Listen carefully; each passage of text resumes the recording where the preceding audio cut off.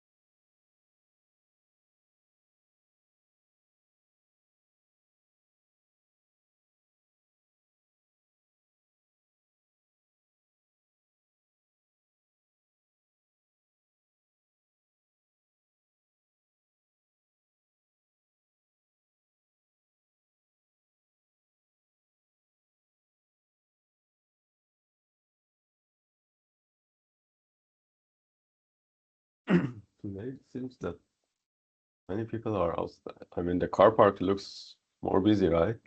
Is there any event? Yeah, compared to the other days, today it looks.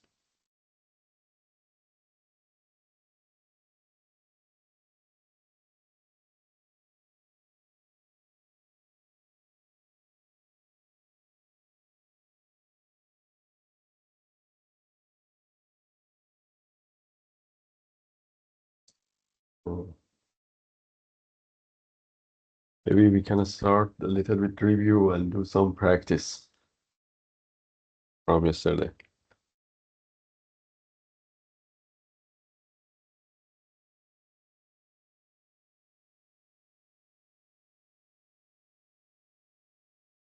Let's start do some practice until the others are over, right?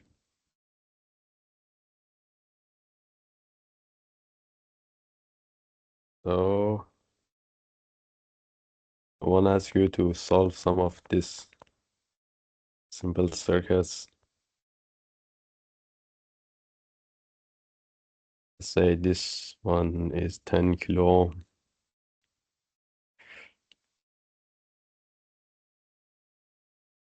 This resistor is, let's say, 100 kilo ohm. They are connected to a VCC, maybe what? To make it easier, 4.7 volts. We assume that this Q1, the VBE on is 0.7 volt and beta is like 100.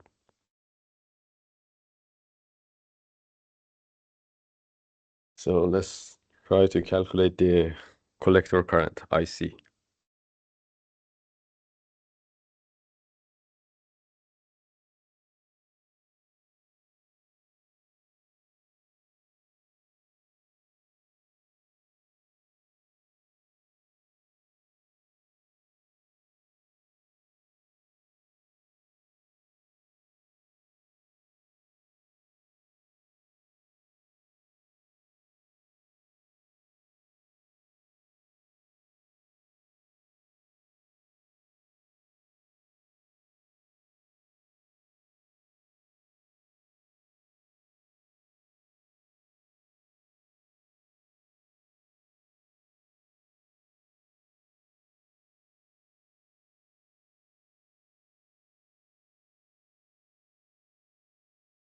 How do you solve it?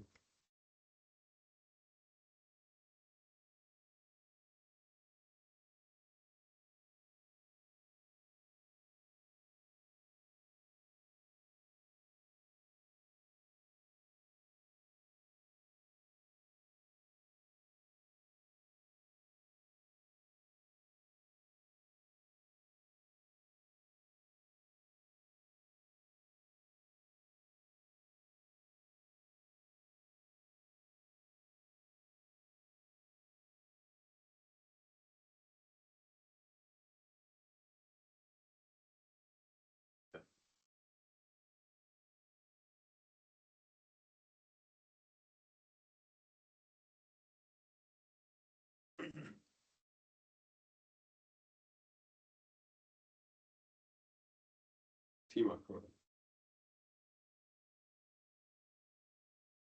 Zero.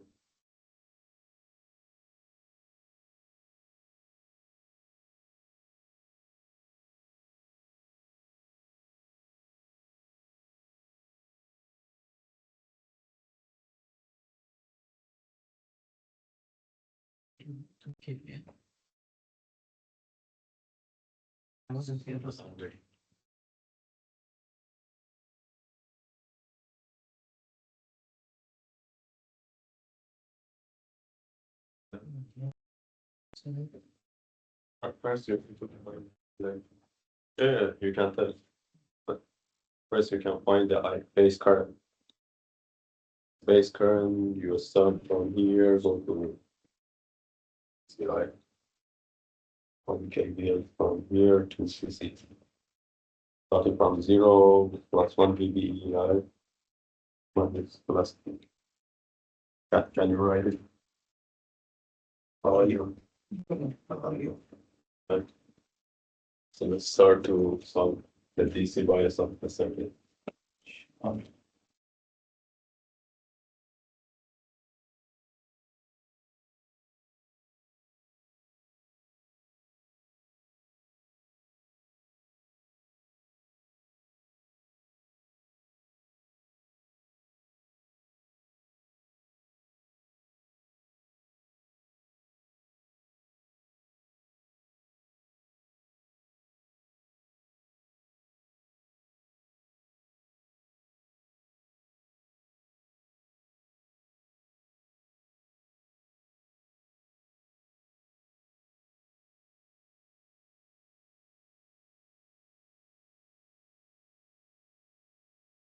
So how much is it? 4 million.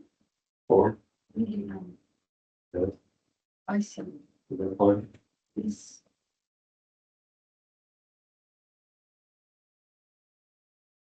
So this is the initial, but you need to test it, right? Just You are assuming that the transistor is at which region? at the Active region. Yes. So need to check if it is active or not.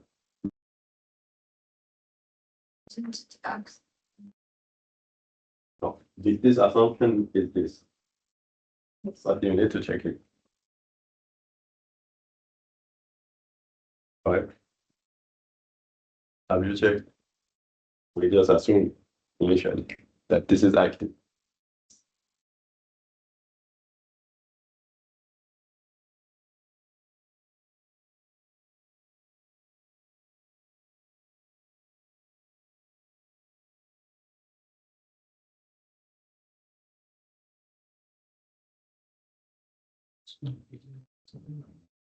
Yes.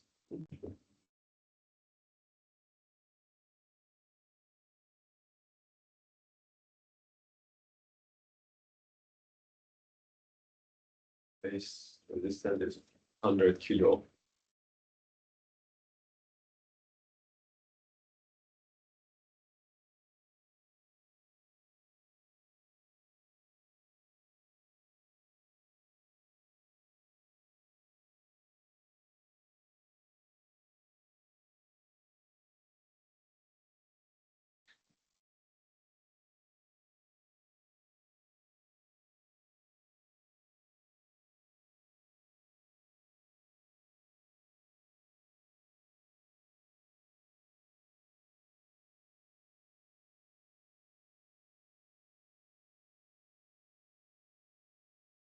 What we find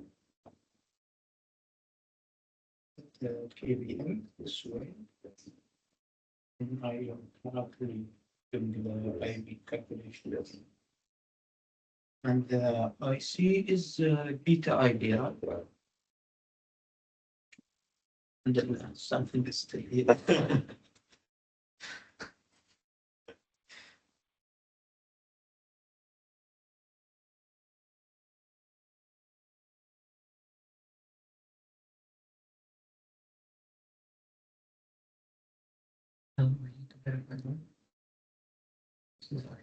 This is IC, right?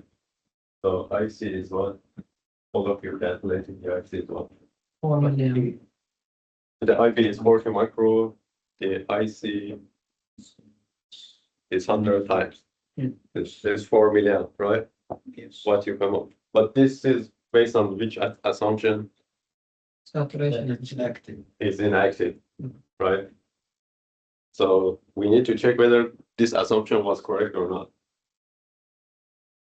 So how you test this? How you test that this assumption was correct?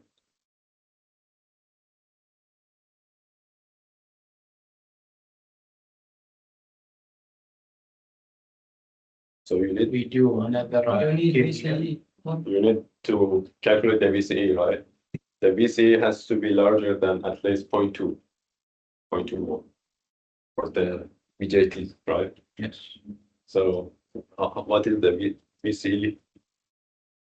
if you assume the collector current is 4 milliamp.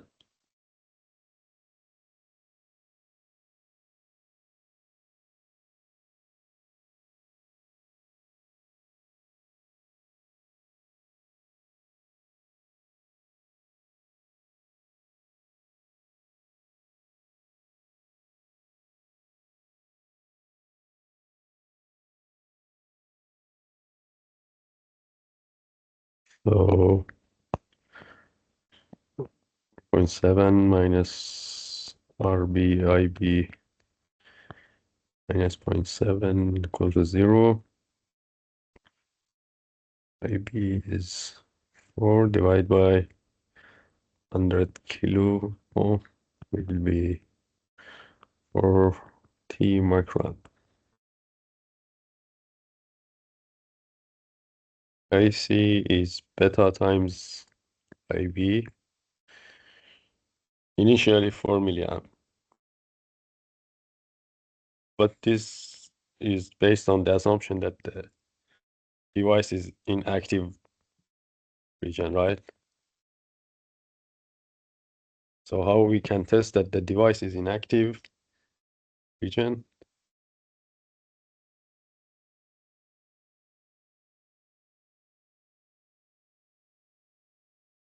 Yes. What is the VCE if you calculate with 4 milliamp?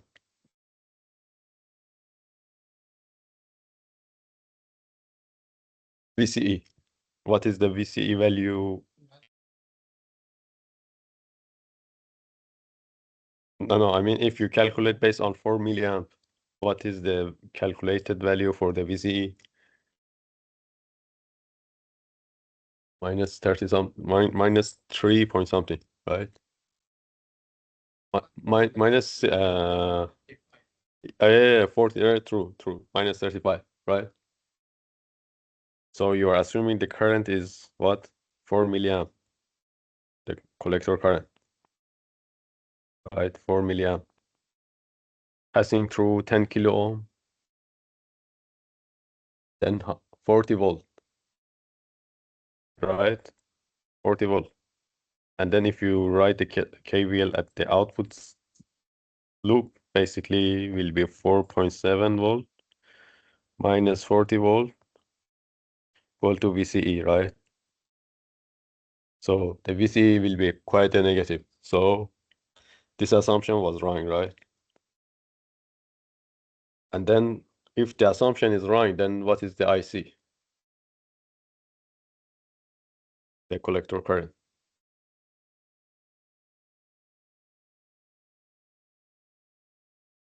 So it means that the collector voltage is very negative. So it cannot be negative, right? It will be saturated to certain voltage.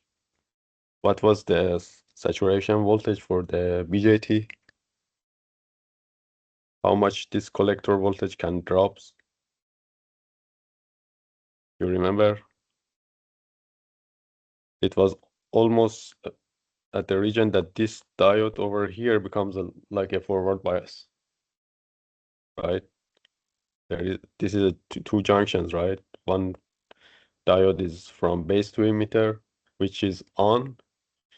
The other one supposed to be off, right? Reverse. But at the beginning of turning on is the position that we are saying that the transistor is at the saturation. And then usually the VBE on off, I mean that this junction diode, the bottom one, the turn on voltage is different than the top one. And what it may, at the end, what we left is basically, for example, this one, the turn on voltage is 0.7, but the other one, the turn on voltage is like 0.5. Usually there is like 0.2 volt or 0.1 volt different, right? So if we are assuming that the bottom one is 0.7 and the top one is 0.5, what would be the final value for the collector current?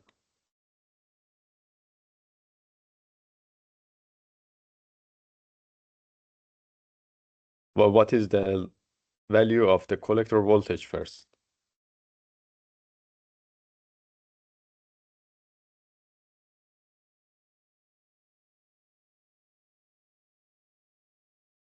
let's, so, no. 40 cannot work, right? 40 means that the collector voltage has to be a negative, right? But the collector voltage cannot be negative. If become negative means that what? The top diode is very harshly turned on. You can see, right? Because the base emitter already, the base voltage is how much? The base voltage. The base voltage is just a VBE, right? Is 0.7, right? So the collector voltage can it be very negative? Because the top diode will be harshly turned on, and we know that the diode cannot, the voltage cannot go much far from the turn on voltage, right? The turn on voltage of the top one is 0.5. So can you tell what is the collector voltage in this situation? So you start from here. You start from, basically you are trying to find the voltage through this loop, right? So you are from emitter is 0 volt, here is 0.7 volt, right? The base. And then this one is also turned on with almost 0.5 volts, so here is 0.2 volt, right? Yeah. Is it clear? So then once the transistor goes to the saturation, basically you always kind of having some 0.2 volt VCE, right? And then what will happen to the collector current? Can you calculate the collector current under this situation? You know the collector voltage is 0.2 volt, right? So in fact the IC is basically 4.7 minus 0.2, right? The 2 voltage across the resistor. Divide by 10K, right? It will be what? It will be 4.5 milliamp. Fine. Is it clear? So every time you try to solve these biasing points, actually you first make the assumption that the transistor is inactive, but you need to check. You need to make sure that the assumption was correct, right? So now the beta of this transistor at this situation is much less than 100, basically, if you divide IC over IB.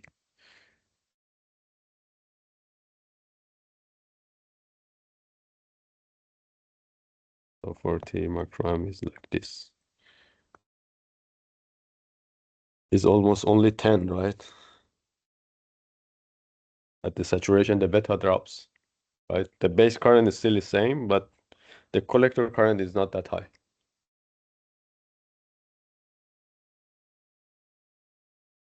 Right? I just give this to you to always be careful. Once you are doing some assumption, you need to check it later.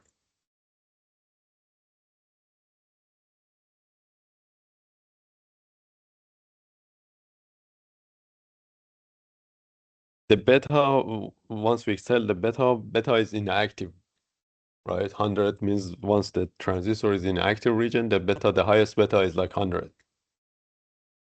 But in fact, the definition of the beta is the current gain, the output current divided by the input current, the base current, right?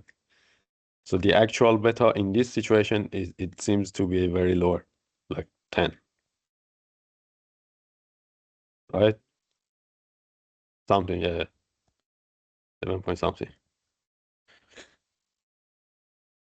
right? So just make sure that once you try to calculate the operation points, make sure that the transistor is always in the saturation, otherwise it doesn't work, right?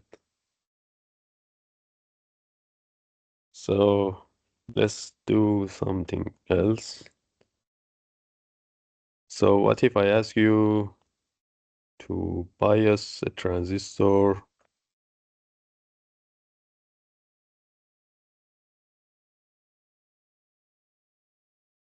علامة.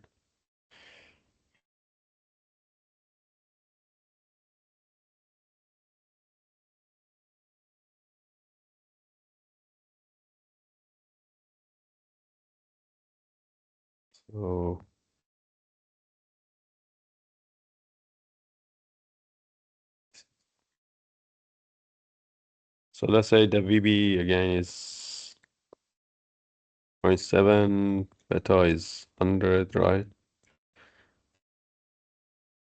If I give this topology to you for bias, which is one of the good topologies for the bias.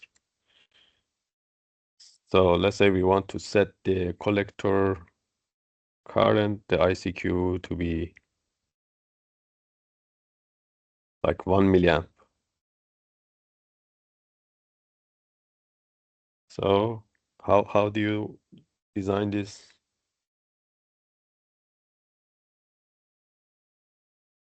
How do you design the resistance value? Let's say the supply voltage is 5 volt. To bias this transistor for 1 milliamp.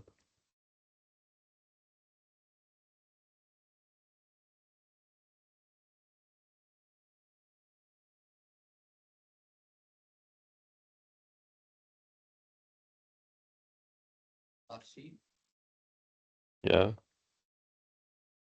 minus ECE minus ICRE equals 0. yeah. This is the KVL at the output side, right?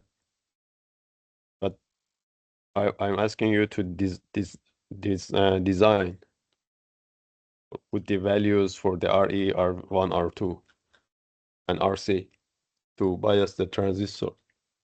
Let's say reasonably at 1 milliamp.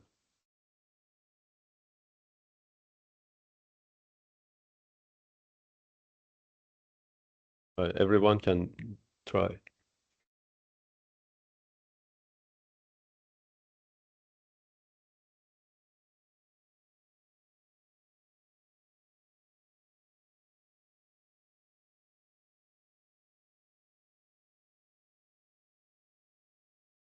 This is kind of a design, right? The design does not have a unique answer, but to make good assumptions to reasonably design the circuit. Do we have to write the R1 and R2 as well? Yeah, everything.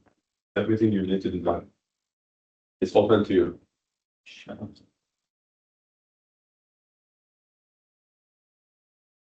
So you give me the value, I check.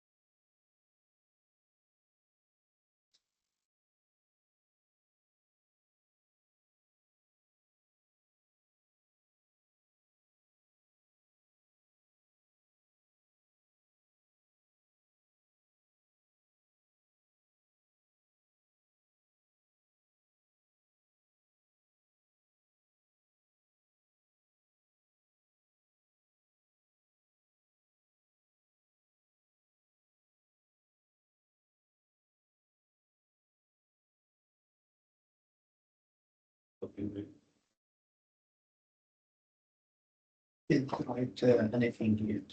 I just wanted this equation. And then I was going to use the other side. Yes. But then I don't know how to use R1 here.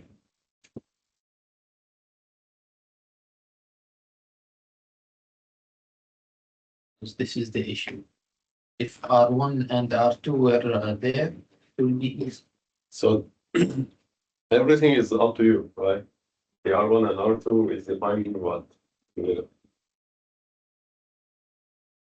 They will be the base voltage. right? They are adjusting the base voltage. Yes. So you can adjust the base voltage to whatever you think is good. Right. There is no unique answer. The ratio is important.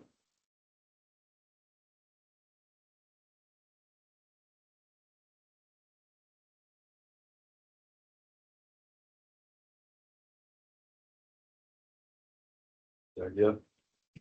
I calculated the current like Yes. this. Yes. Yes. Then I would try to find the resistance, maybe RA, or I should start with one. So you need to assume some. This is here the arrow. NP. Doctor, can I assume any values of R Yes. and solve the others? Yeah, you can. But any assumption should have some reason. Right? You can assume anything. You can assume one of the R is 0. But why do you assume? So the assumptions, the reason of the assumption is more important for this question.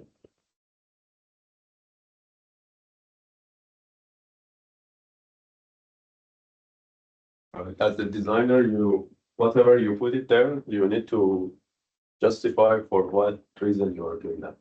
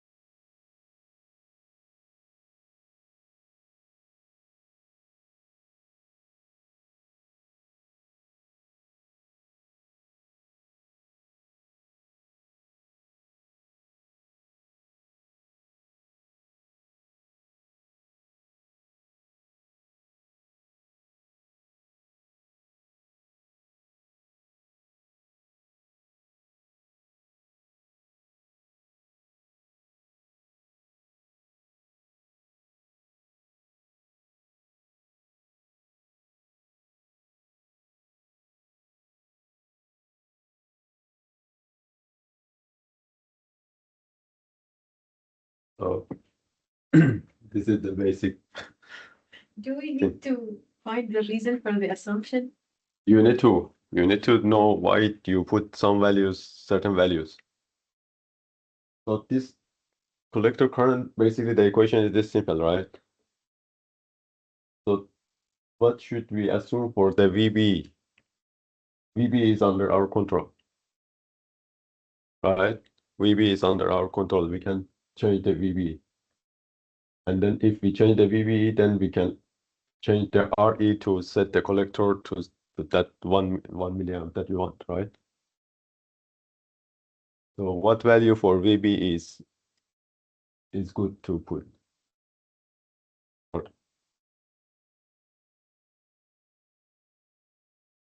So this is just for the bias at the moment.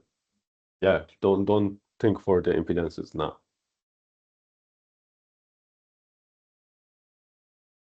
So what value for the VB is reasonable?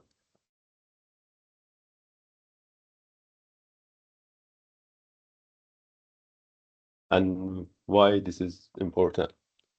Do you remember?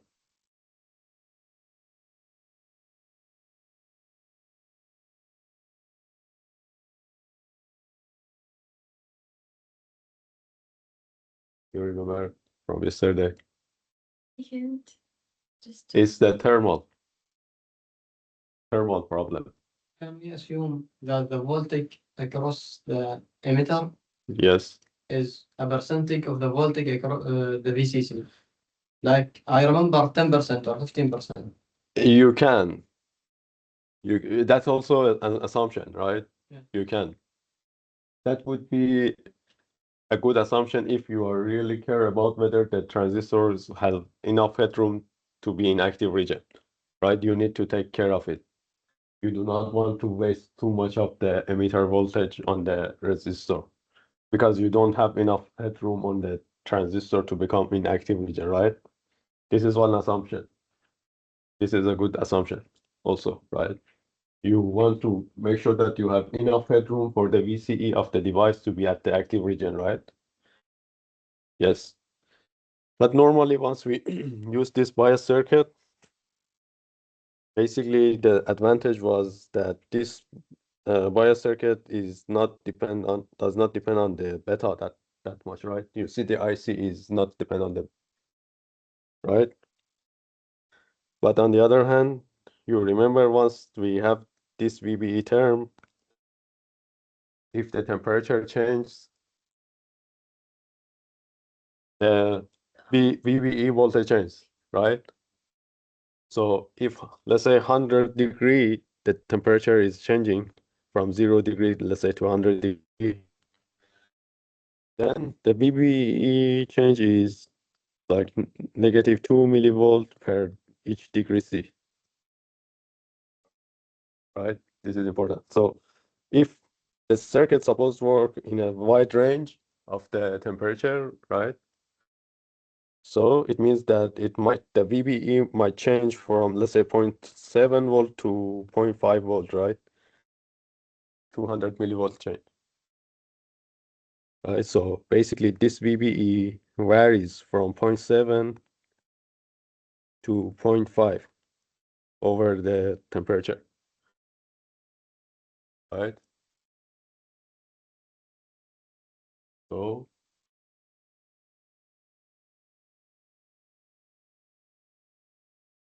so what does that mean?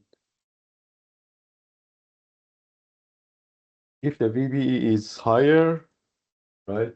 In this equation, if the VBE is high, a bigger value, then once you subtract it from VBE, it doesn't in fact change. The numerator doesn't change too much, right?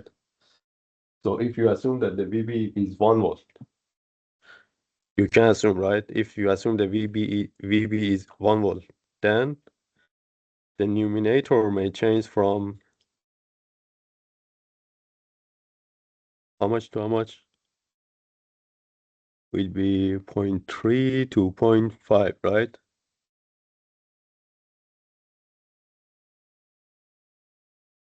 The subtraction of VB minus VBE, right? And in fact, this ratio of 0.5 to 0.3 is the amount of the variation of the collector current, right? So it can be around what? Around like 50% or 100%, depends on which one is the reference, right? So if the normal case you expect to be 0.7 volts, so the VB minus 0.7 is 0.3, and then you have to put which value for RE to become 1 milliamp?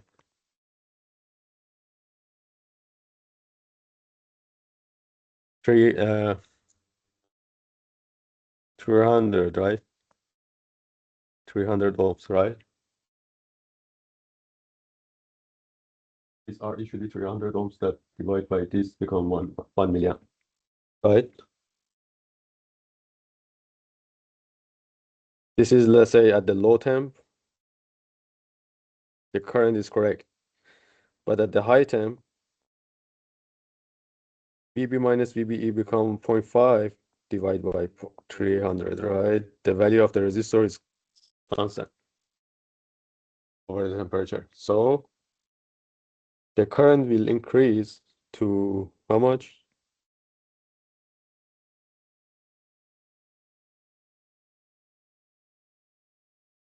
Right? So it's too much variation, right? 60%, right? 60%. So a good assumption usually is that you put this VB above 2 volt. So this is something to minimize the variation of the temperature, right?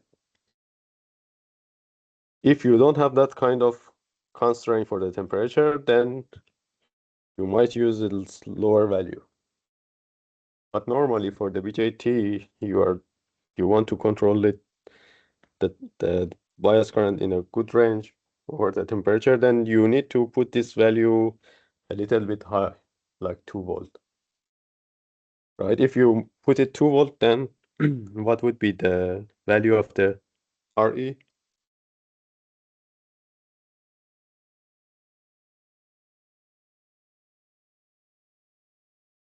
What would be the value of the RE?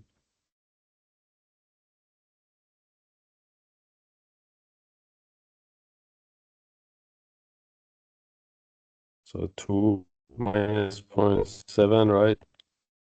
Divided by RE should be 1 milliamp, right? The RE is what? 1.3 kilo, right?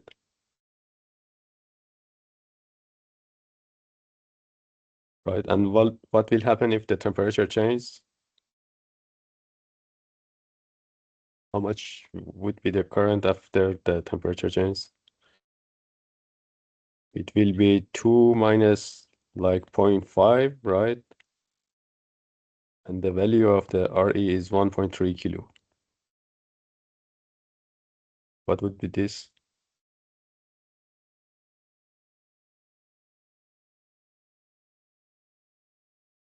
Yes. Right now you see the variation is much less, right? It's only 15%, right? Initially it's 1 milliamp, changed to this value, right? It's only 15% change. But that one was you initially designed it for 1 milliamp, right? But now was changing to 60%, right? So these are the assumptions, right? So you can put any values, but if you make some assumption, then the value will be confined. It cannot be anything.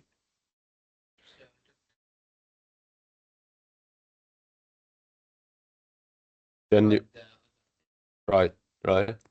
So now we are assuming that we want to design the VB like 2 volt or more, for example, because of the temperature, right? Then how you design the other values, still the other value is left. So far, let's say the RE is 1.3 kilo, right? We are assuming that the VB is something around 2 volt. Then what is the other assumptions?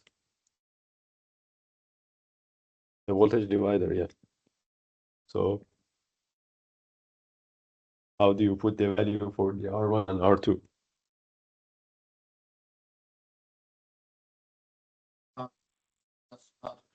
Yeah.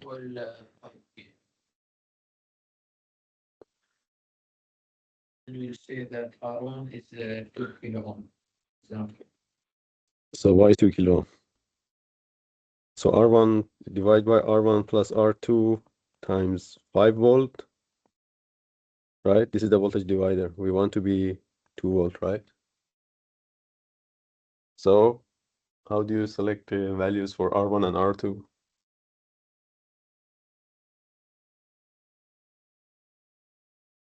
You have two unknown parameter, but only one equation, right? Can find R1 from the other loop. Which loop? BB minus BBE minus ICRE. So let me try to. You mean this loop? Is it what you were saying? So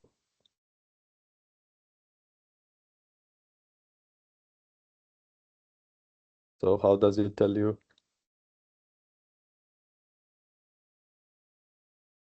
I mean, this loop is nothing, right? From here, basically, from this 0, right, to here, basically, you know the voltage already is 2 volt, right? I mean, if you write the KVL, basically, you are just solving whatever you already had assumed, right? Because we assumed this is 1.3, this is VBE, so here from 0 to here is 2 volt.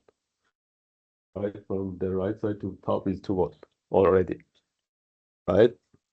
What you don't know is what is this current of the resistor.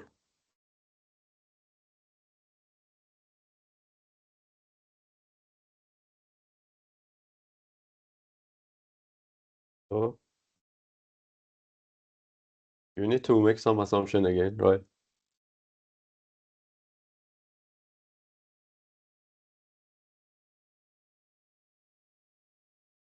Yeah, but even the VThevenin is same thing, basically. Basically, the VThevenin is same thing, right? It depends on both of the R and R2 value, R1 and R2 value, right? So you can tell me that I just choose 1 kilo ohm for R1, for example, like, right? But I ask you, why do you use 1 kilo ohm? Why didn't you use 100 kilo ohm, for example? Right?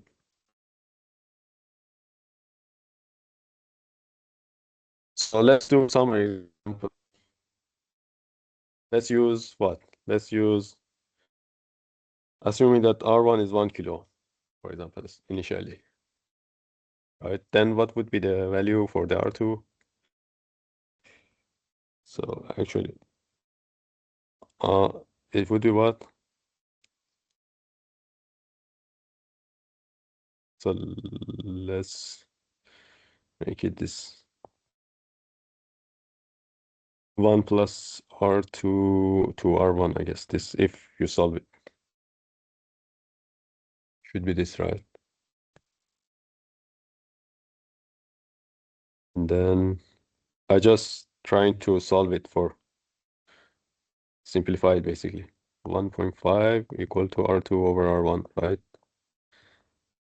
So from this, we can tell that the ratio between R2 and R1 should be this value, right? So if you assume that R1 is 1 kilo ohm, then R2 is 1.5 kilo ohm, right?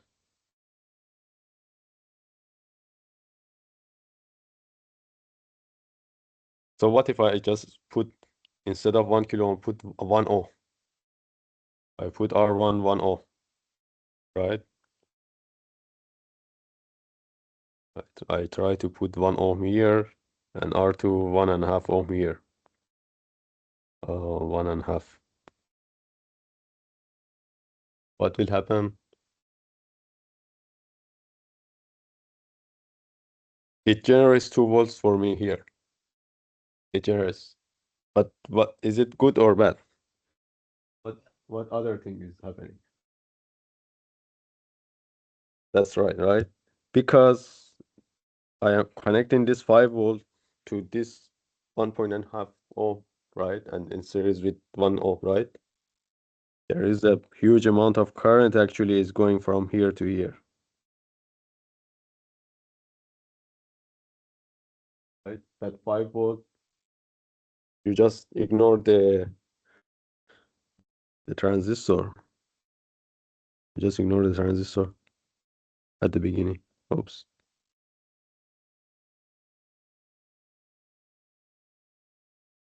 So basically you have one branch from the VCC to the ground with some values like 1.5 ohm and 1 ohm, right? How much current is passing? Too much. 5 divided by 2.5 ohm, right?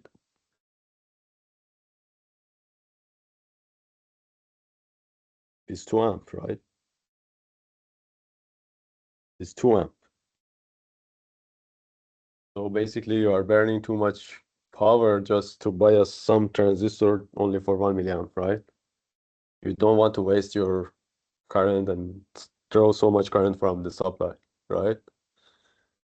So now you are saying that I prefer to actually make these values as high as possible, right? Whatever makes this voltage for me 2 volt, but the value, the current that draws is less. Is the, it works better for us, right?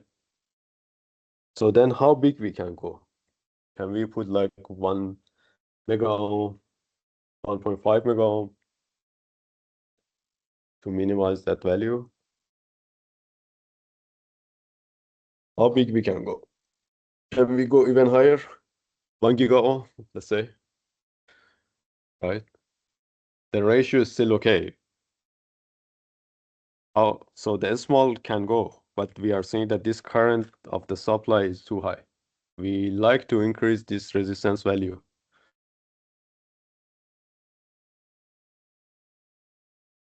Right? So how big we can go?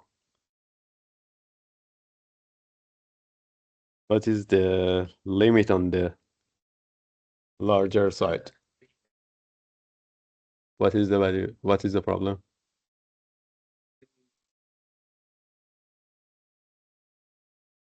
Yeah, because we are assuming that they're inactive, right? Yes. So it means that there is some current is going for the base. The value is how much? Is basically 10 microamp, right? Because the collector current is 1 milliamp, so the base current is 10 microamp, right? So you know that you are actually drawing some current from this for the base. And this current should comes from this bias branch, basically, right? This bias branch, right? So then you have some, again, some assumption. If you make this resistor too big, for example, if you make it too big so that the current passing through this resistor is like only 1 microamp, right? Then can it provide this 10 microamp for the base? Cannot, right? So now you have another assumption, right? You don't want to make this current of this branch to be too much low. Comparing to what? Comparing to this base, right? So normally as the engineering rule, we want to make this current to be high enough, right? And engineering the high is 10 times initially, right? So you try to at least fix this current that passing through this resistor like 10 times of the base current, right? So design this R1 and R2 to have at least 100 microamp current. By the way, right? If you have 100 microamp through this branch, then if you take it some current like 10 microamp out of it, it doesn't change too much, right? Is that clear? So then your next assumption is that I want to make that this current like to be at least like this 100 microamp. And then you have another equation for that current, which is basically 5 divided by R1 plus R2 almost, right? You want to be at least like 100 micron. Now you have two equations,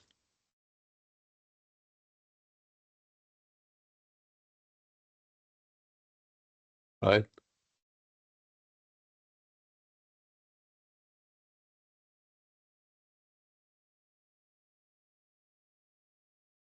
Or one more simpler equation maybe is this is 5 volt, here is 2 volt. Maybe we can instead use some easier equation initially. So 5 volt minus 2 volt divided by R2 basically should be 100 micron, right? I'm just looking at the voltage across this R2. the top is 5 volt, the VB assumed to be 2 volt, right? And I want this current to be like 100 microamp. So the value of the R2 can be calculated from here, right? How much would be?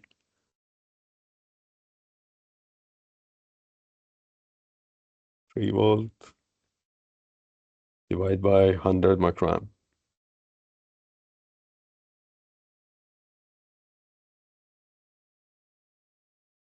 100 mega ohm, which will be 30 kilo ohm, right? 30 kilo ohm. If this is 30 kilo ohm, then R1 is what? R1 is 30 divided by 1.5. 20, right?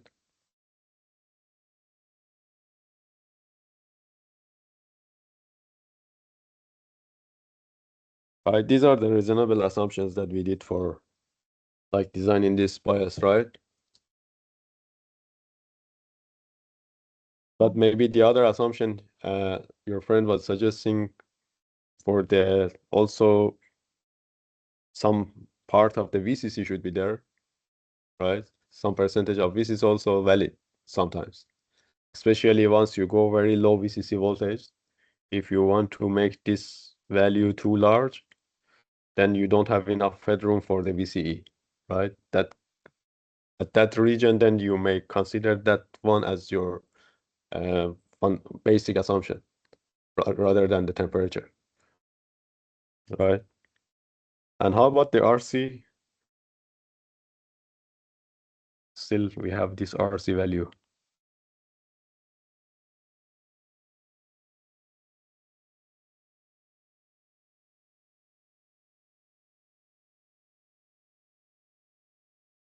How we choose this?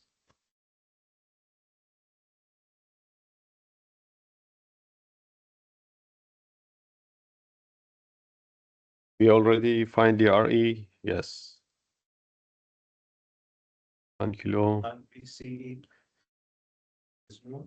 We haven't give any, we haven't asked to define the VCE.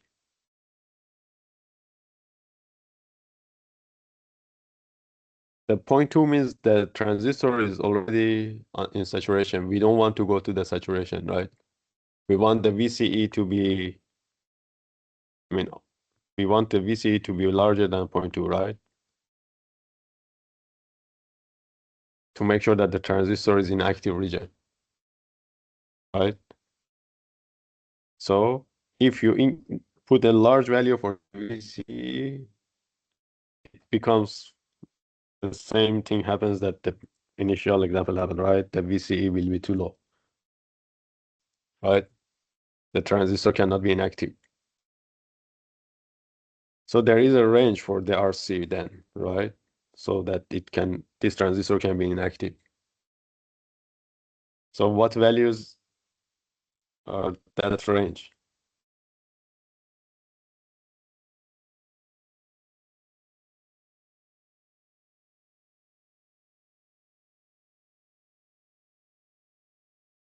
Can you try to calculate?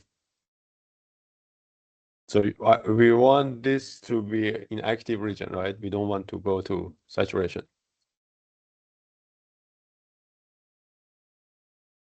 VC should be larger than 0.2.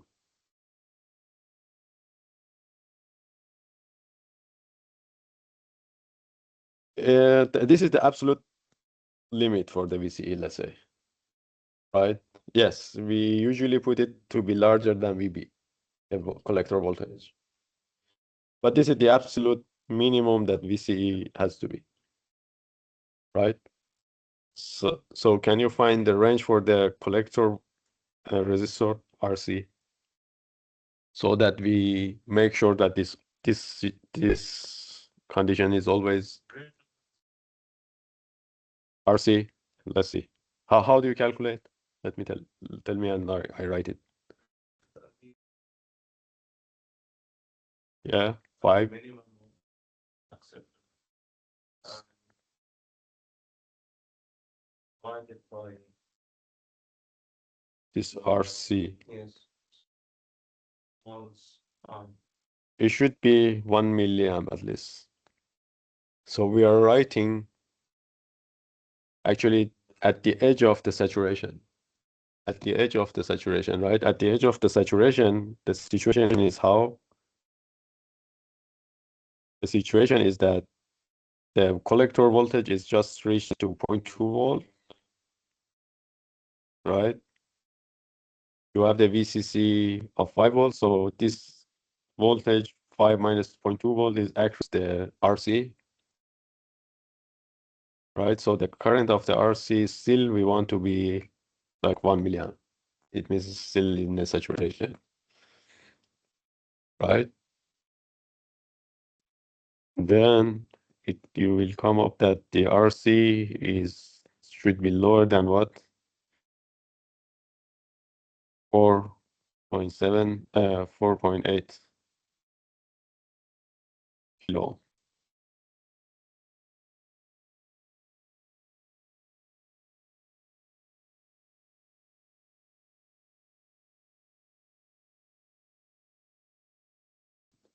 Is it clear? Is it clear? Just find the edge of the saturation of the device. At the edge of the saturation, basically this collector, actually no, it's not correct. It's not, sorry. Yeah, sorry. This is the VC should, actually this base emitter voltage already is what? I mean, I just need to, we need to do some similar thing, but I missed this thing. So we want to see the collector voltage at the edge of the saturation, right? The collector voltage is what? You should start from this 0. You have this voltage at the emitter, which is how much? Is 2 volt. The V emit what? 1.3, right?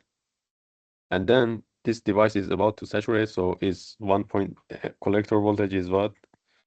1.3 plus 0.2 volt, right? This 0.2 volt is the VCE starting at the saturation, right? This is the emitter voltage, VE. This is the VCE, and then we find a V collector, the DC value at the collector. Basically is 1.5, right? This collector voltage at 1.5, basically the transistor is almost at the saturation, right? Is it clear?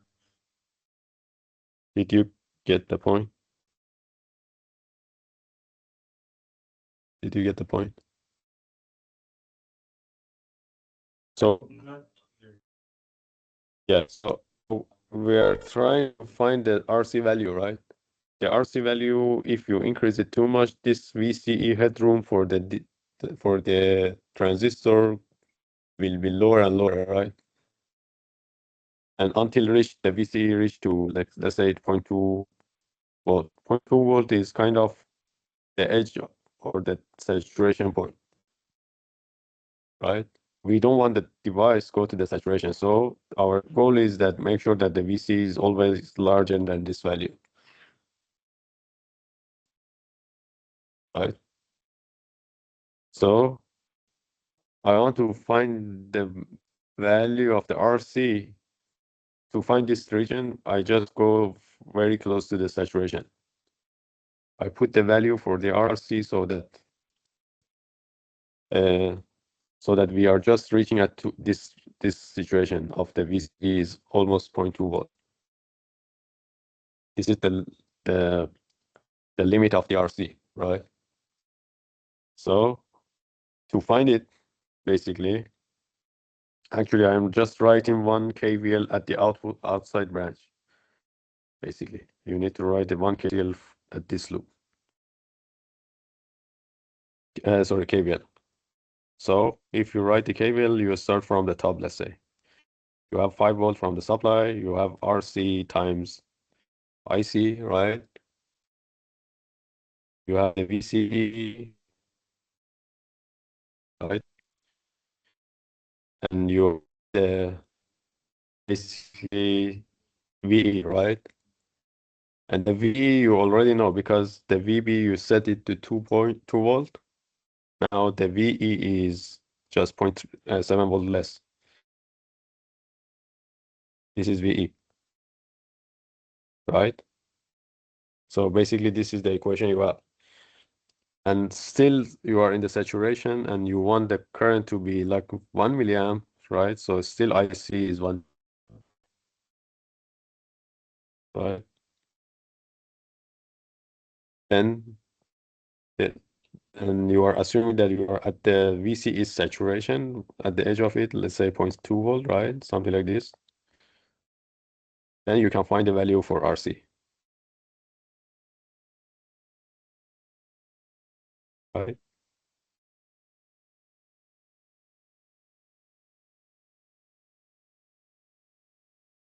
3.5 divided by 1 milliamp will be 3.5 kilo. So RC should be less than 3.5 kilo to make sure that the transistor is in active region. Is it correct?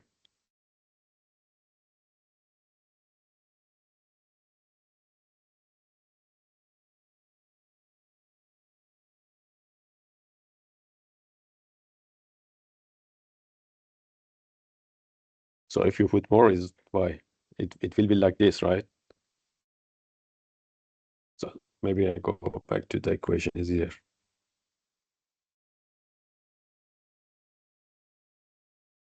So you can assume two extremes. What if you put this 0, the RC? If the RC is 0, is the transistor inactive or in saturation? If you put the RC 0, then what is the value for the V collector? It's just 5 volt, right? If you assume the RC is 0, is 5, right? So with the 5 volt, basically it definitely in active region. Because the V base is 2 volt, the collector voltage is 5 volt, right? It's higher. So this device is inactive. So if you increase the resistance, basically the RC, the VC is start dropping because the current is always passing, right? 1 milliamp always passing. So once you increase the RC value, the VC start dropping from 5 volt. So you can actually plot it. This is RC and this is the VC, collector voltage. If the RC is 0, this is 5 volt, right? You are increasing the RC value, it start dropping the VC. Is it clear? Right? It start dropping until it drops until the transistor go to the saturation. Right? The saturation here means VC should be basically larger than VE plus 0.2, right? This is the saturation VC is at. Right, so VC should be always larger than VE, and VE we know that, right? The VE is 1.3 volt, 1.3, right? Plus 0.2. So VC should be always larger than 1.5 volt, basically, in order to make sure that the device in active region. Right, so once you increase the R, this VC drops until reach to 1.5 volt, for example. This region, right? After that, it will be saturated. So we calculate basically what is this value for the RC. Was 1.3 volt, 3.5 volt, right? Sorry, 3.5 kilo. 3.5 kilo. So if you go higher resistance, then definitely the transistors go to the saturation.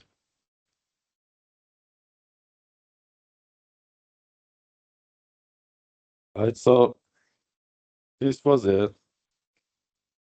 basically some bias example how to design it, right?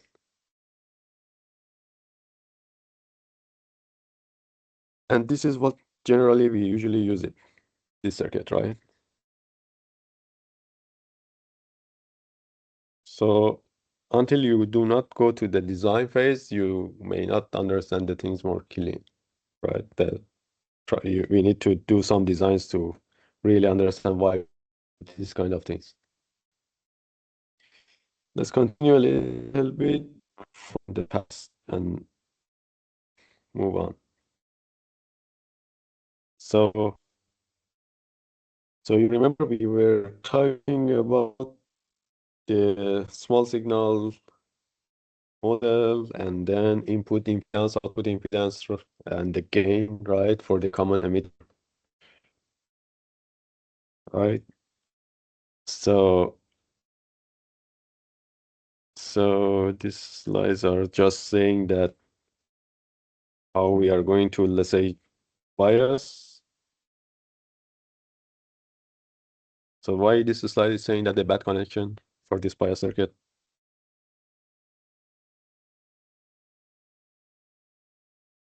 The current goes through the microphone, right? So in order to like avoid this, you put some decoupling capacitor. Microphone generates some AC signal, not DC. So we don't care about the DC. We put this DC block, and then the value of the cap is, yes, make it large enough so that the AC generated signal can pass it, right?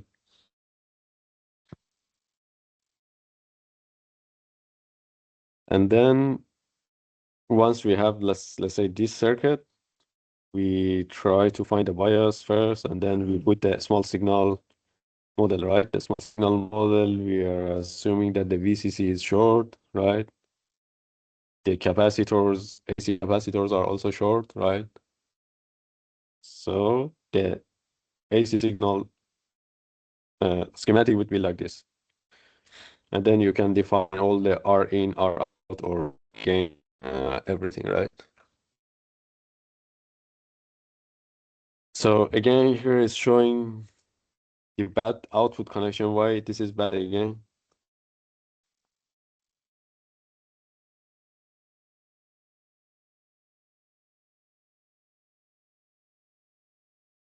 Same reason, right? Because the DC voltage and current is passed to the speaker, right? Again, to avoid it, you can add some other capacitors, right? To make the DC block. And then here we come up with some biasing we were talking, right? If you make a better bias, you put this RE, right? Is that right? This RE is helping for the more robust bias. And then do you remember what was the gain of this common emitter from this input to output? How calculate it? Right? This is the small signal model. So do you remember how we calculate the gain, the voltage gain from the input to this V out? It's already written here. Just want to make sure that you remember it.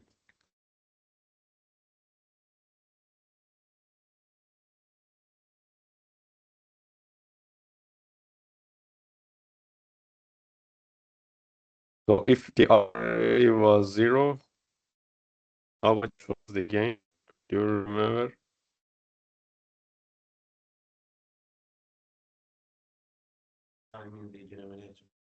We have. Now we have. Yeah. Without the RE, we don't have, right? You remember? So without the RE, the gain was negative GM times just RC, correct?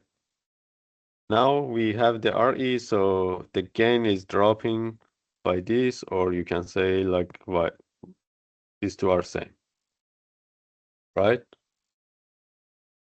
So you can calculate this. So now you are seeing that this circuit is good for the bias. The gain is less. So you want to take the advantage of both things. The way you compensate it is how? So you put the RE to initially make the bias of the device to be in a robust, right? But for the gain, you don't like to have RE. You want to have higher gain, right? So you try to basically bypass the RE by adding a shunt capacitor here. So what will happen is at the high frequency or at the AC basically, this cap will be what? Short. So in fact, the AC model will goes back to the initial phase, right? Is it here also or not? Not showing here. Yes, for the small signal model actually is basically similar to previous things. Without it looks like the transistor without RE, right? Because the RE is shorted.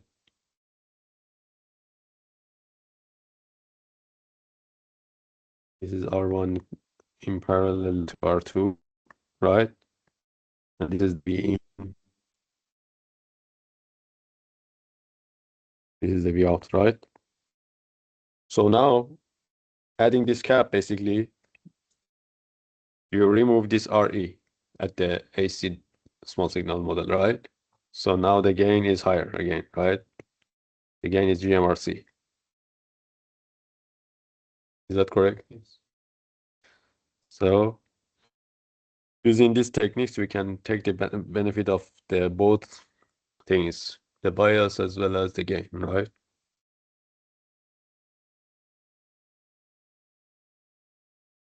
So here is showing what if you have some source impedance and some load impedance, like RL, you can all calculate the gains, right? First of all, you need to basically calculate this section, how much V in comes to Vx, and then from Vx to the V out, right? The way you calculate full gain, you may break this voltage divider things and then move on, right? You don't need to just directly go to that final value.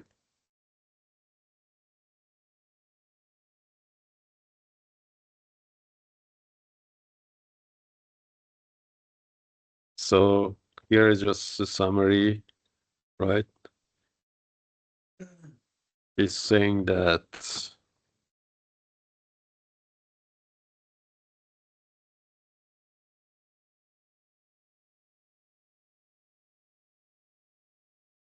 there is some trade-off between the input impedance, output impedance, and the gain, and the voltage headroom as well, right? All of these things are fighting against each other.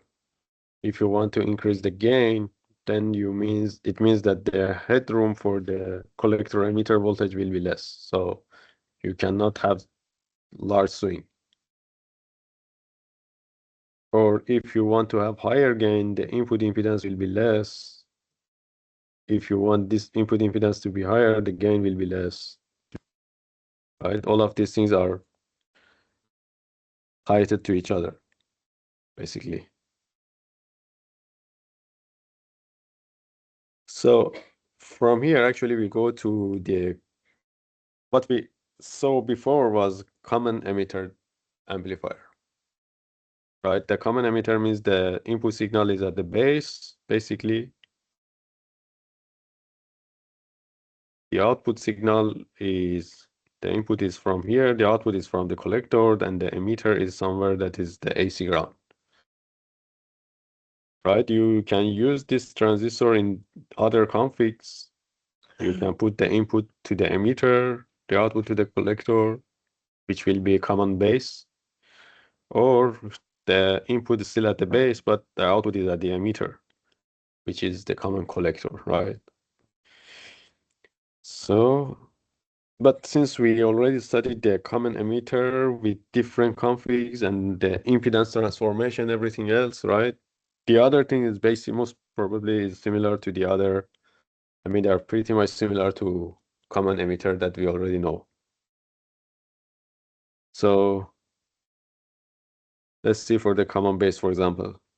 For the common base, in fact, the gain is pretty much similar to the common emitter. Get GMRC.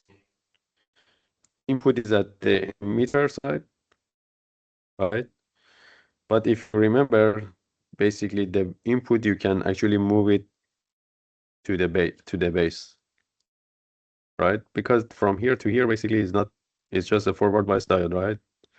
So in fact, this source you can tell that it can move to the base, right? If you move it to base, you can tell that this is similar to common emitter, right? Just I'm trying to intuitively describe it. But one difference is that there is no negative sign. So the phase of the input and output are in the same phase for the common base.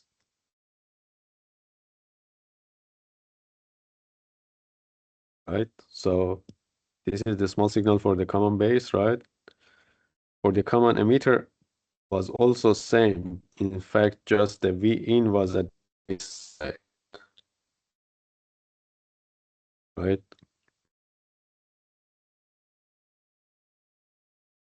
From the output perspective is similar. The input, in fact, the V in was coming through this port, right? So the V pi was just positive or negative of the V in, right? It's not that different. And then for this, you can easily tell that, right? You can easily tell that what is the input impedance of this amplifier. The input impedance is the impedance we are seeing from the emitter side, right? So do you remember how we could transfer the impedance from the base to the emitter? You, right? Basically, we don't need to know extra things. From previous thing, we know. So the impedance seen from the emitter is this R pi actually at the base can move it to the emitter, right? And the emitter side, since the current is higher, so the resistor is smaller, right? Comparing to the base.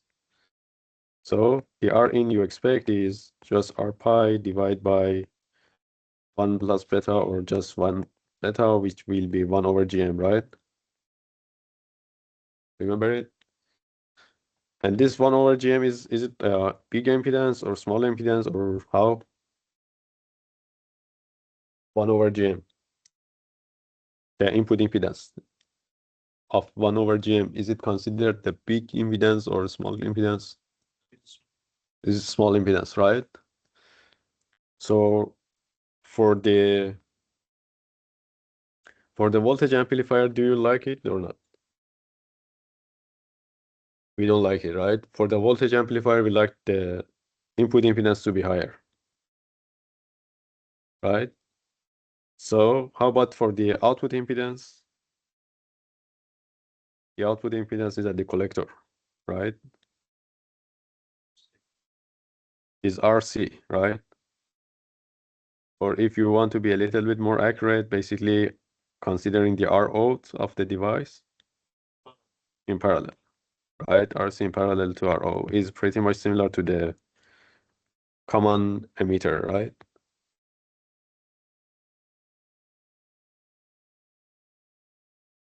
Right. So here again is trying to figure out the trade-off between the gain and the headroom is pretty much similar to the common emitter, right? It's not that different. So I'm gonna skipping this part for now. Input impedance we could easily tell, right? And we know that the input impedance is low. I'm not going to describe here. Output impedance we can easily tell, right?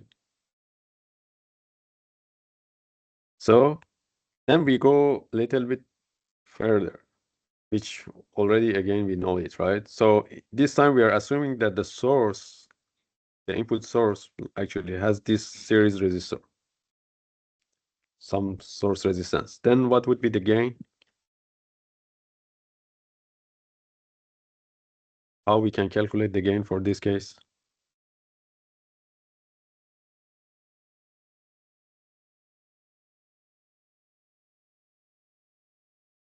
Not series with RPi actually. You need to transfer RPi to the emitter, which will be 1 over GM, right? So first we need to find how we in reach to this X node, right? Basically, right? The X node, in fact, is just like a resistor of 1 over GM, right? Then there is a voltage divider from V in to the X node, right?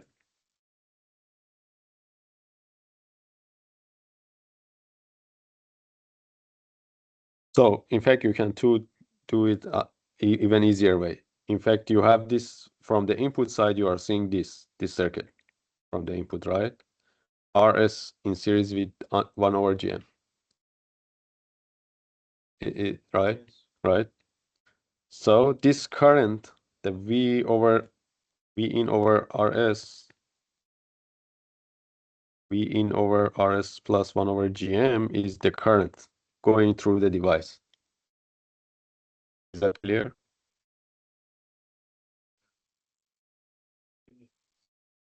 Right? And the current going through the emitter.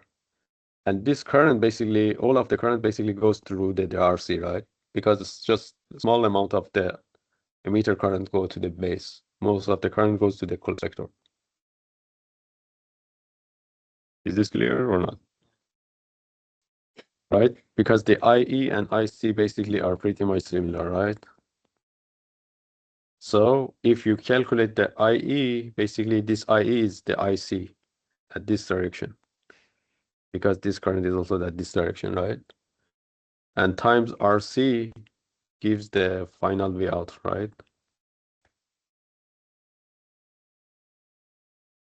So the gain would be what? The gain will be RC divided by RL plus 1 over GM, right? It's pretty much similar to the common emitter. Common emitter, we did the most similar thing, right?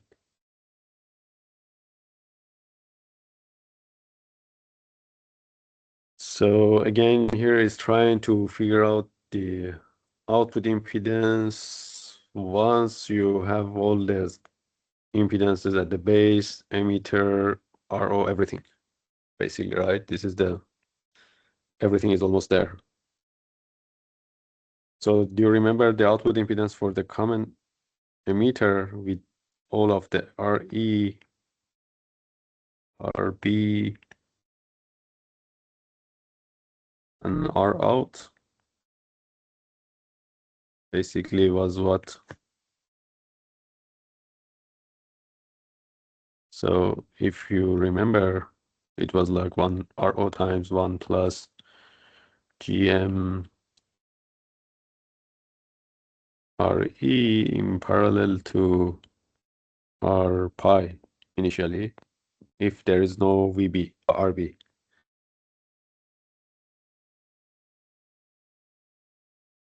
Right? This is also very similar because for the output impedance, basically you need to short the input voltage, right? If you short the input voltage, basically it will be again similar to the common emitter. So they are not different in that perspective, right? I mean, this is not new, right? Here is just comparing the common emitter the input was here, right? And for the output impedance, you need to short the input. So the circuit will be like this. For the common base, the input is here, but for the output impedance, you short the input. Again, the circuit would be similar. Right? They are same. And then what else you can have is you might have some common base, right? Amplifier with some base resistor and some RE emitter resistor. Your input voltage is here, V in, and then you have this collector RC, the AC ground, V out, right? This is a little bit more general, right? Because you have also V. So how do you solve it? Right, exactly, right? You move the RB and R pi to the emitter side first. Exactly. Yeah. Yes. Yes. Let me clean it a bit. Right. Right. RB will be divided by 1 over beta. They are all series with R. Let me. Where is it? So the base and R pi comes back to emitter, right? By dividing by 1 over beta. The R pi will be 1 over GM, right? And then you have this RE all in series. And then V in divided by this series resistors basically is the current going through the emitter, right?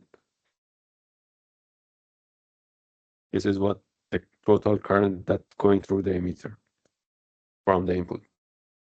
Is that correct? This is the IE. This IE is equal to this.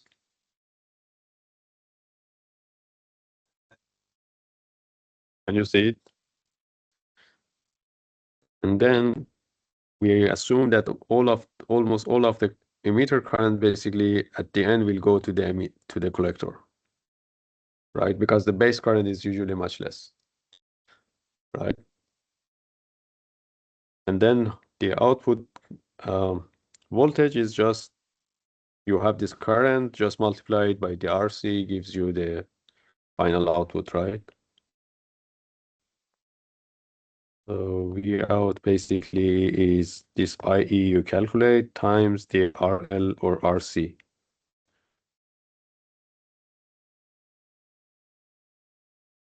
Right? Then you will reach this value, right?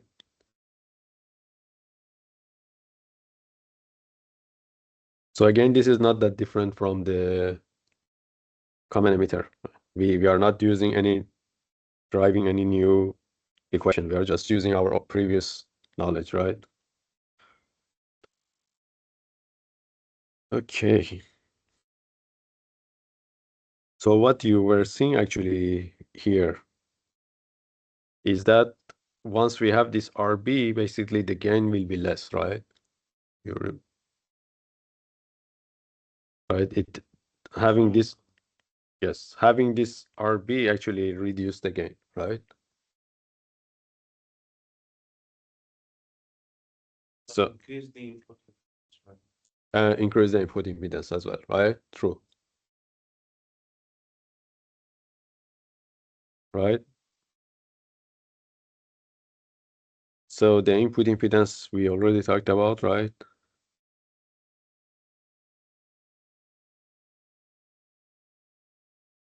So we already know this transferring the impedance from the base to the emitter and emitter to the base, right? Here, I don't want to spend more time here.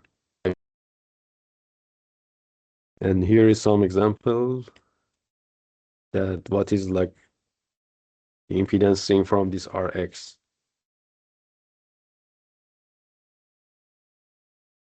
So what it is trying to do is basically first find this equivalent resistor from this branch, which will be RB divided by 1 plus beta 1 over GM, let's say GM1, GM of this transistor. And then again, you have another emitter you are seeing, and it has some base impedance, right? So this should be again divided by 1 plus beta once more, right? Until you reach to the emitter of the second impedance, right?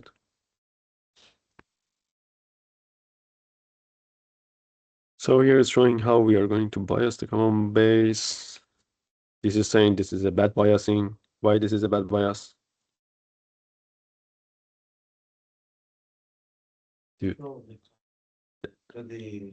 There is no pass for the emitter, the current to go right for the DC. So now he tries to put some pass to the emitter for device to turn on. Put a short circuit here. But this is also not good, right? Why is not good?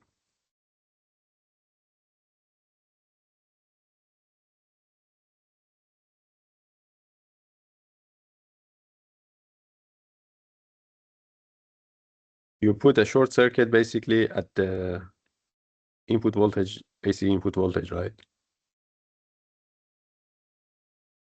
So this AC source for the AC small signal, if you plot it, so you short this capacitor and this capacitor short to the ground, right? So it means that you are short the input voltage to the ground. It's not good, right?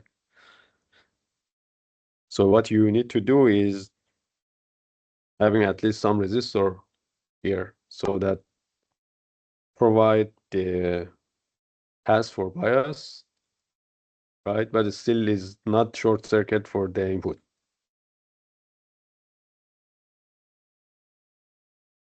Right? Is it clear?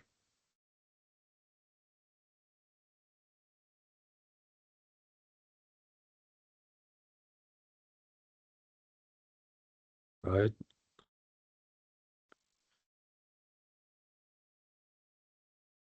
So here is what we tried to do before today, right? Trying to make the bias circuit for the transistor. You put some AC block or a DC block uh, for applying your input voltage source, right? For the AC, right? And then for the common base here is output, right? So the collector, maybe you need to have some DC block as well. But what else remain is from the base side, you can actually simplify the circuit like with the R Thevenin and the V Thevenin, right? And the AC model will be like this too. Here is short, right? But you remember that if we had this R base left over here, right? Because biasing resistors actually at the end will be some left over like the R base, right? So what we want is this, right? But we have this kind of R base, and you remember that the R base, in fact, a little bit reduced the gain, or not a little bit. You remember 1 over GM plus R base divide by 1 plus beta, right? The gain of the common base, the R base, right? And plus like RE. This was the gain, right? So you don't like to have this RB here because of the gain is less, right? Then what you do is basically you try to make a AC short or AC ground at this base, right? So you put some big cap at the base, right? If you have this big cap at the base, then the small signal schematic is what? You have this, right? You have this, and then from the base basically is a short circuit, no RB, right? And then the RC in V out, right? So you put this RB to just remove this term, the R base, to increase the gain, right?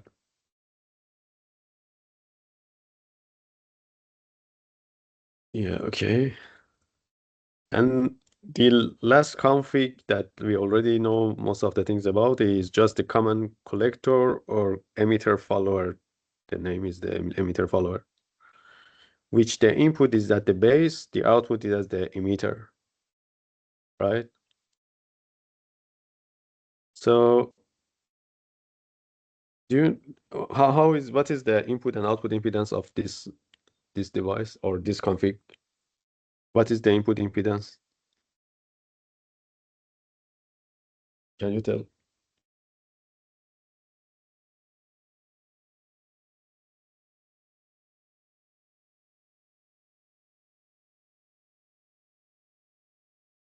Can you need there is RE here, the emitter. If there was no RE, just R pi. But once you have some emitter resistance, you can shift it, move it to the base. So what is the input impedance from the base? R pi originally is there. Yes, right? Plus 1 plus beta times RE, right? This is the input impedance, R in. So how about the R out?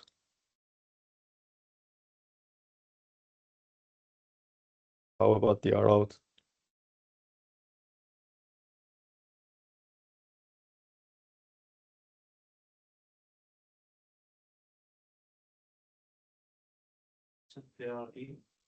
Sorry, Is it RE? RA? R R out. No, I mean the impedance seen from this emitter. I'm not talking about that RO of the device. Not this. Let's say we have also this RO, doesn't matter, right? So what is the impedance seen from this side, this emitter side? What is it? So for the output impedance, first you short the input, right? Then you have the R pi at the base, you need to move it to the emitter, right? Is that fine? What would be the value? If you shift this R pi to, right? 1 over GM, right? So what you are seeing from actually the emitter side from the transistor is 1 over GM, right? Okay, and then 1 over GM, what else?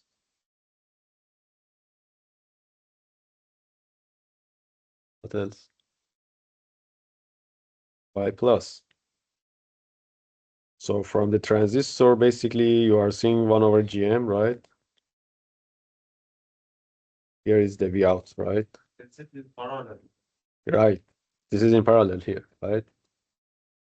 The point that you are looking at is at this center of this thing. So in parallel with RE, is that fine? And if you assume that there is R out, actually the R out is here, right? From the emitter to AC ground.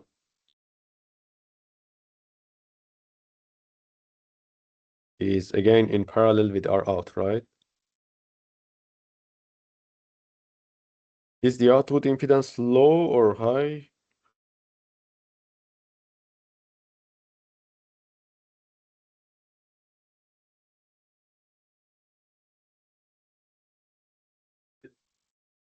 It's low because of which term? No, it's low because of which term? I mean, there are three parallel resistors. Which one is the lowest one? right? The 1 over GM is the lowest one, right? So how about the input? The input impedance, is it low or high? Is high because you're actually increasing the emitter value, but beta times can be a higher impedance, right? So is this good as a voltage amplifier or not? It's good, right? The input impedance is high, the output impedance is low. Is a bit, in terms of the impedance, at least it's good. But how about the gain?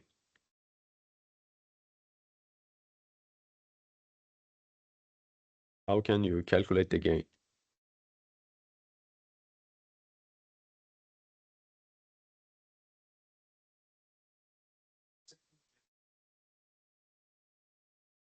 So how you do it? The input. The R impedance. So now it is IE. Define the sorry is IE. So how you want? So let's do it. Let me a little bit clean it first. So how you find the gain? Tell me right.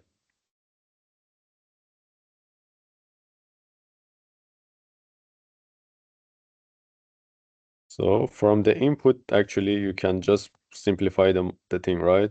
You had the R pi, and then you have this 1 plus beta times RE, right? And it looks the output is here, right? I just shift the impedances, right?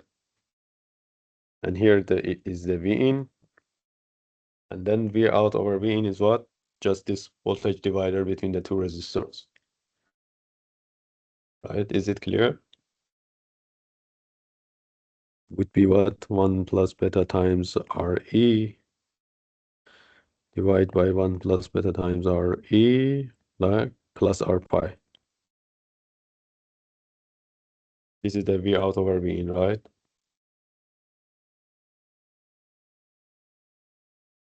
So how much this value? Is it high, low, or what? The value of the gain. It's low because you are actually dividing the voltage between the two resistors. It cannot be even larger than 1. The max is 1. The max is what time? The max is the time that you don't, basically this impedance is much larger than the R pi, right? So in fact, the maximum can reach to 1 volt, right? Sorry, 1, not volt.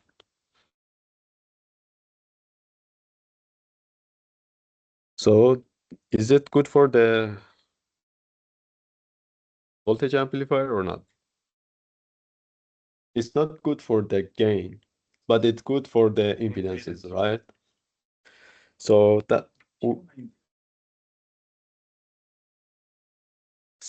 that's why we usually use this topology, right? The source emitter follower as the buffer. The buffer means it provides some isolation from the input to output, but it doesn't have the gain, but it solves the impedance problem, right? So to design in a good, let's say, voltage amplifier, you put some common collector at the input first, right?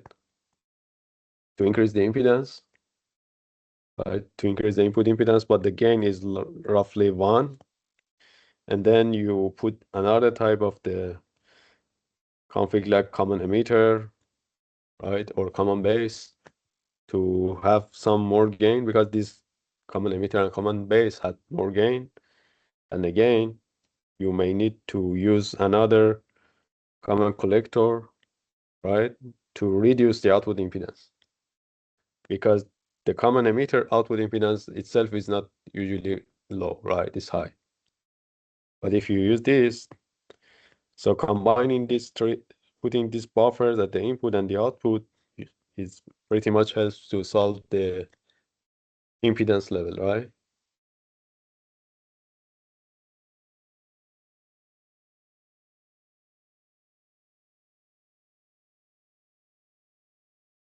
So let's see what left over from here. So again, here is trying to say that what will happen if the source has some impedance, how we calculate it, the gain and everything else. We can tell it, right? What if we have this RS? How much is the gain? It's not different, right? It's just you move everything to the base or everything to the emitter and solve it, right? Since you have this RS, if you move it to the emitter side, basically you are dividing this RS1 divided by 1 plus beta, right? And then the equivalent model would be like this, right? You have this emitter, output is here. These two are pi and these are series here, right? And then you calculate the gain again here, right? Similar thing for the R out, basically, right? The R out is similar. You have this RE in parallel with this term, right? So whatever it is you want, you can calculate just easily by transferring, right? We already seen this, right? The emitter, the input impedance. From the input perspective, the emitter resistor will be multiplied by 1 plus beta, right? And you are seeing it's showing the problem back again. So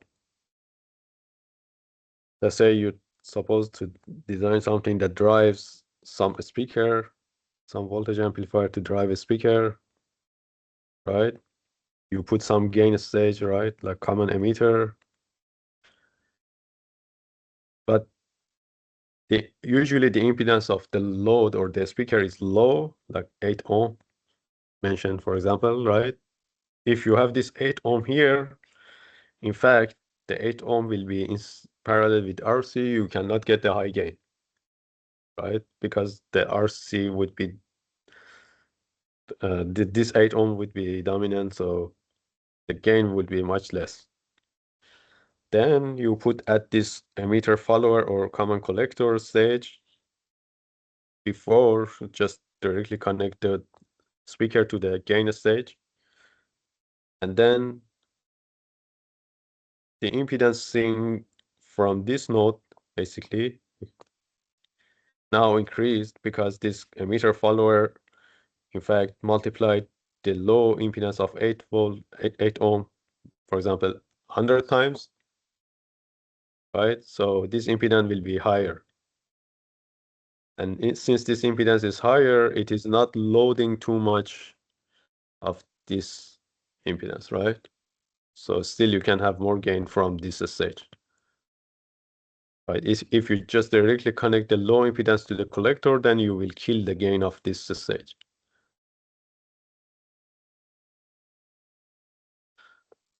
Right? Is it clear?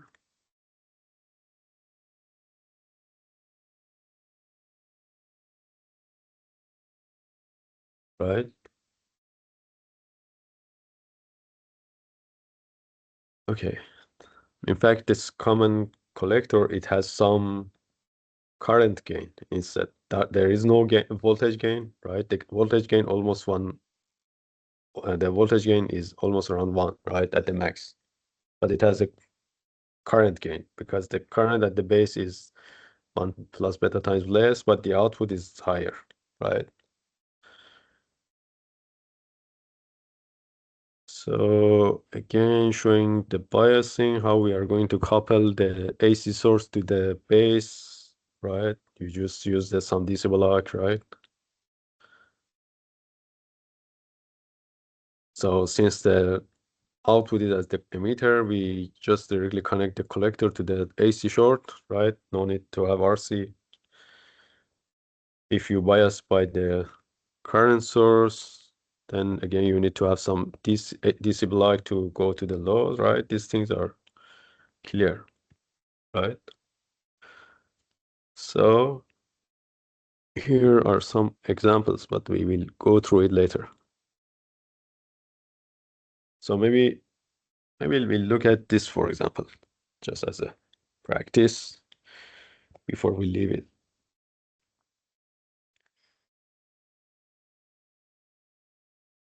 So let's say this is what the given actually is structure or architecture. V in is here and the V out is here. And you have some sort of impedances like RE, some transistors over here, some transistor on the collector side. So first of all, what type of amplifier is this? The input is from the base, the output is from the collector. It's common emitter, right? So in fact, this is a common emitter. This extra things is just some impedances, right? You need to find the value. So this R equal 1 is what? Can you tell me? This R equal 1 is the impedance string from here.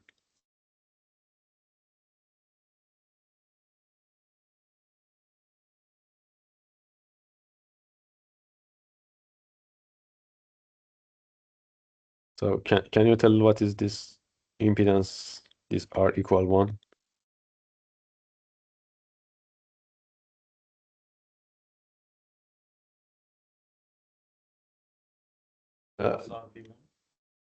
I'm trying to find the value of the R equal 1, right? Just from this side,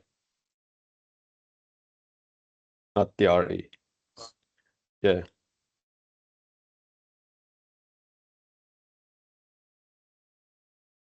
This is what type of the transistor? This is the PNP, Q2. Q2 is a PNP device, right?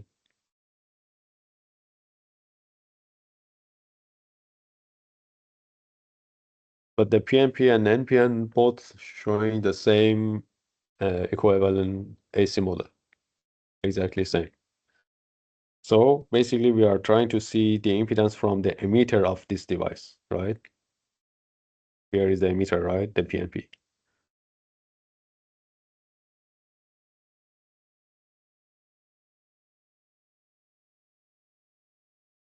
RB1 plus the R pi value of it, let's say R pi 2, right? Then divide by 1 plus beta, right? 1 over GM2 plus R base, RB1 divided by 1 plus beta, right? So this is R equal 1, right? You put this value. R equal 2 is how? R equal 2 is this, right? R equal 2 is what? You are again looking at the emitter, but this is NPN,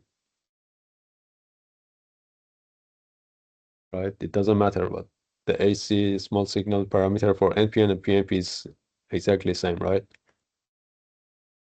So the value is again similar to what we calculate over here, right?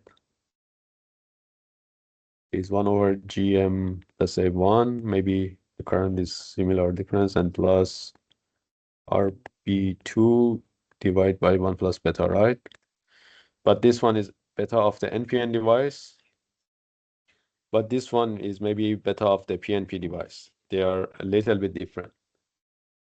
So usually the beta of the PNP device is less than the beta of the NPN device, right? And once you find it, then again, you just can write the whole equation for the gain of the common emitter, right?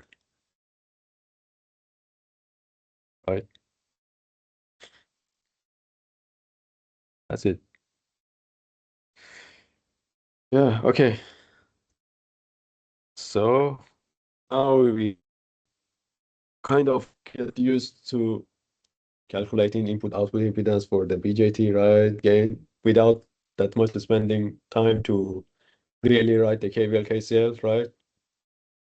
And then in the next chapter, we go through the MOSFET device.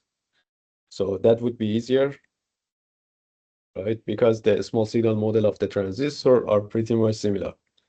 So once you know the BJT one, you already know this one, right? But we need to a little bit go back to the physics of the MOSFETs initially. And then again, we have the same configs, common source, common drain, common gate. They are pretty much similar to whatever you know. So we may quickly pass that area because are pretty much similar. But tomorrow we will start with a little bit is the physics of the device. And then quickly, I guess we can quickly close this chapter because the equations and the concepts are pretty much similar, right? Okay. Any question? So how is the electronic? Is it fine or?